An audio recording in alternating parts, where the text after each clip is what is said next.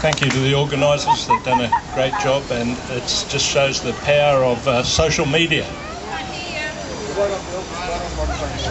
The power of social media got you all here, I think. One of our last hopes for democracy. I was wondering if our government has ever heard of the doctrine of separation of powers. The legislature, the parliament, operates increasingly in secrecy. They even use the military so that they're not representing the people. And increasing interference in the legal system through mandatory laws and overseas detention, where we can't have any say in what happens to people and we're not allowed to know. And I was at a book launch last week where the Chief Justice of the Northern Territory spoke, and he lamented the fact that the federal government has interfered in the good work of the justices here in the Northern Territory by prohibiting them from using Aboriginal customary law. So that's another form of interference. And in our public service, public servants who want to do their job, decent public servants just want to operate by the rules, they operate in fear. They operate in fear of the political hacks that have been put in charge of them and the shortcuts that government is taking instead of doing things the way it is laid out to do. Now, concerning the so-called emergency response or intervention, it has been a debate over whether it is, as has been said, a case of assimilation, or is it a land grab?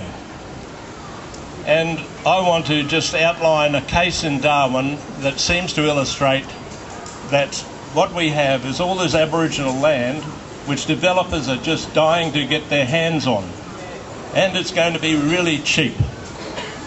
I speak as somebody who's involved in urban land claims in Darwin since 1971. More particularly 1 Mile Dam, Nucky's Lagoon and the Kulaluk claim, 301 hectares. The struggle continues.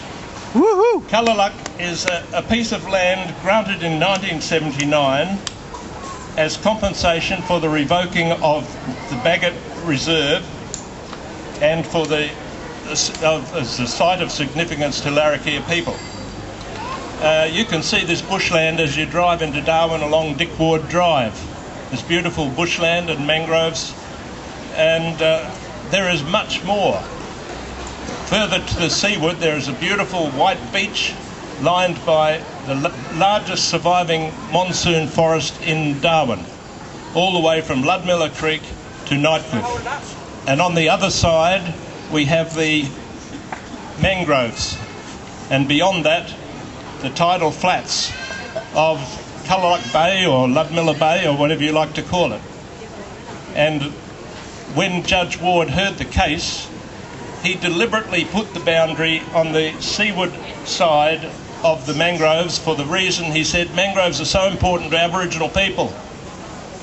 And now we have these threats to the mangroves. Few people get to see this because the land is sealed off, and not just to the public but also to Aboriginal people. And I think as I continue you'll have an idea why this might be. They don't want you to see what's going on there. Sadly, the present leaseholders have never seen the land as anything more than a easy money-making scheme. That's not hard to make money out of it when it was granted for community use at 10 cents a year rent.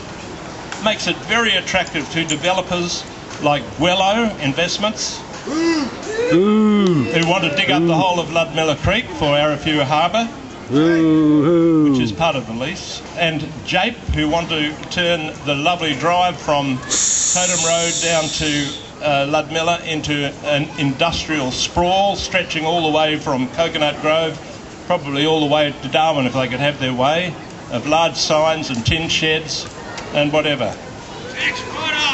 Now that has been passed for rezoning by past Minister Jerry McCarthy. And the other mob is Halikos. Boo! They're the ones involved in Nightcliff Island, but they're also the people who found it convenient to dump onto the lease in a big mound of builders' rubble and all kinds of rubbish in blatant disregard for zoning laws.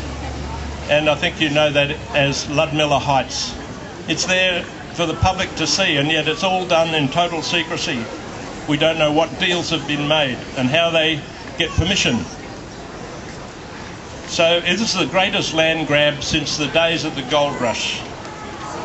And the Northern Territory Government makes it easy for them by rezoning community land from conservation, as it was supposed to be, into light industry and whatever the developers want. As I said, the Halikos dump was shown to be illegal. Now they're trying to make it legal by an exceptional development permit, which is shutting the gate after the horse is bolted. That has still no decision on that. But we do know Shane Dignam of Halikos wants to keep using it for the next 15 years. Now, as you may have heard, that I went in there and found that it contains asbestos. So if they're going to shift that dump to make a causeway out to their island, well, I don't think they should be allowed to. Inside the other area, which Jape wants to use, are Aboriginal sacred sites. Now, and also burials. Now, according to Planit Consulting, who's doing the dirty work for Jape, if any bones are uncovered, well, we'll stop work for a while and pack them up in a little bag.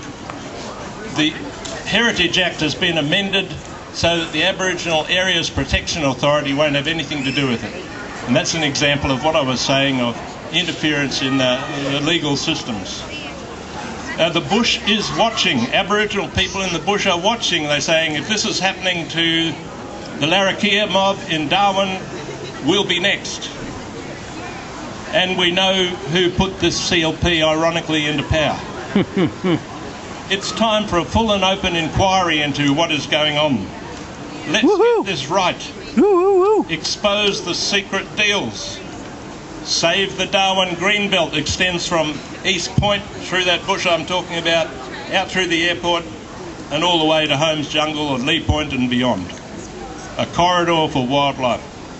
But it can be used to employ Aboriginal people rather than a small corrupt mob sitting back and taking in handouts from the developers. And putting the others in jail.